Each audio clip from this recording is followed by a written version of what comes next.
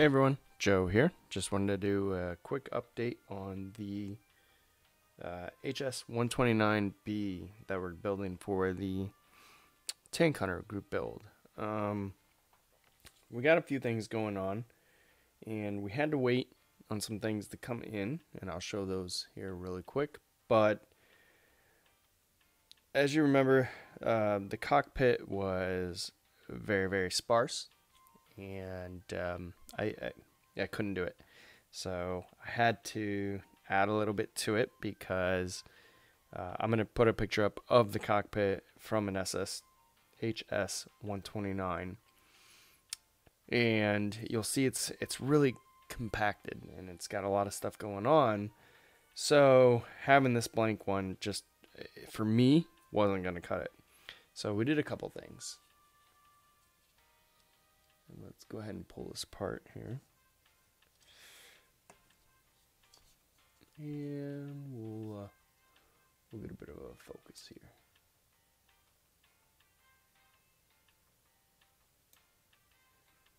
So you can see the blank cockpit, and what we've done is we actually put in these side panels here.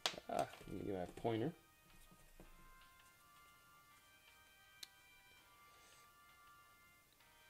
So we put these side panels in using some styrene, and then we also put these little guys in there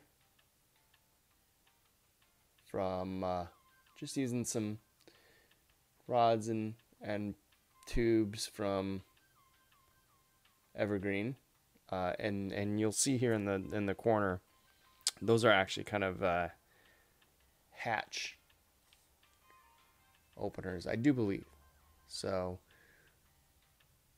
once you get the other side together, here's the other side, we should have a little bit better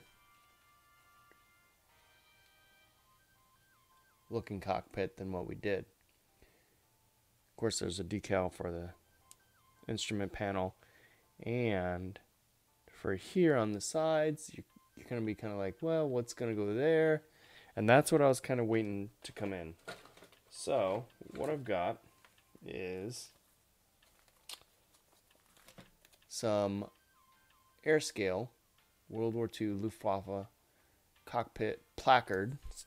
Now these are just, can't see them that well, but these are just kind of like signs and warning signs and things of that nature. And I accidentally ordered those, but they will work out in the long run. And then there are same Airscale 1/48 scale Luftwaffe World War II instrument dial decals, which are going to come in handy for a couple things, so hold tight. Then we got some instrument bezels as well to kind of spice things up. Not necessarily Luftwaffe or World War II, but you know, it doesn't have to be accurate. It's just gonna add some stuff to it. And then Japanese World War II Japanese instrument. Now, I got these for two reasons. One, you all know I like to build Japanese aircraft. But two, see the square ones here? So we can put those in here to make it look like the picture in the corner that you're seeing as well.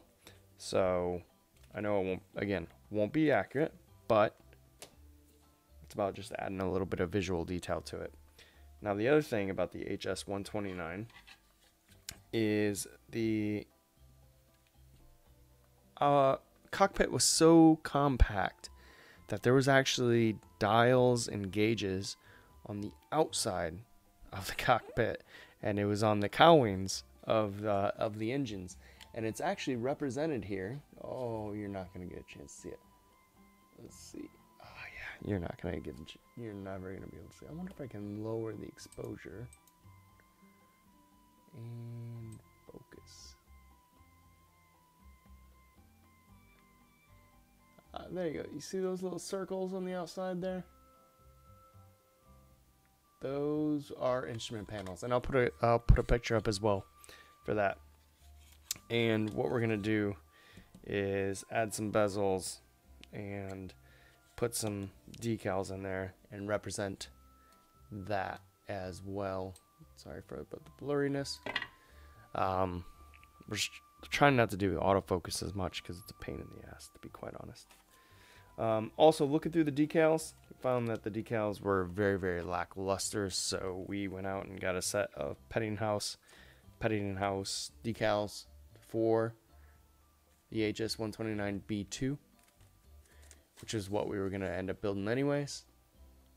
So we actually got the swastika decals in 2 parts since they didn't really have them in this kit.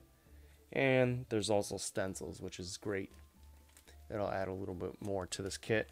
Like I said, this kit it's an AMT kit. We knew what we were getting into. It's raised panel lines, sparse detail, you know, so we're gonna add a little bit to it as we can, and we can already see so that's close together as far as we're gonna close together. You can see what we're gonna have to deal with. So we're gonna probably use some Charlie Mack method there and put some styrene rod in there and melt it down. The whole hole is for the actual gun sight, so that's not a big deal, but this gap right here is obviously a major no-no. So everything else should be okay.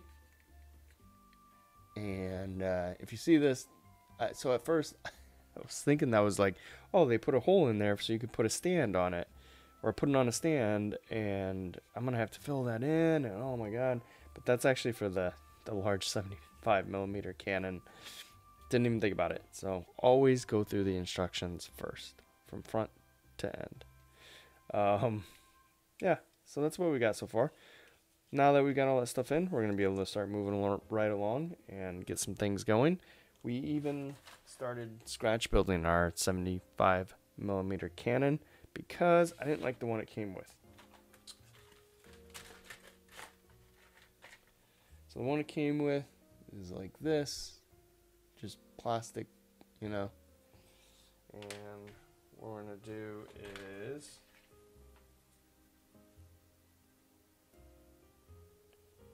take this guy and this guy, you know, and we'll fabricate it a little bit better, but roughly about the same measurements and everything. So we'll get it to fit, and we'll get it to look in the part. But the plastic one actually has it as an aerated muzzle, and that really wasn't the case. Didn't necessarily have an aerated muzzle. So some of them did, but not always. So we're gonna make it a full barrel, and yeah, that's what we got going on so far. So hope you all are doing well, and for those of you that are participating in this group build, can't wait to see everything. And until next time, take care.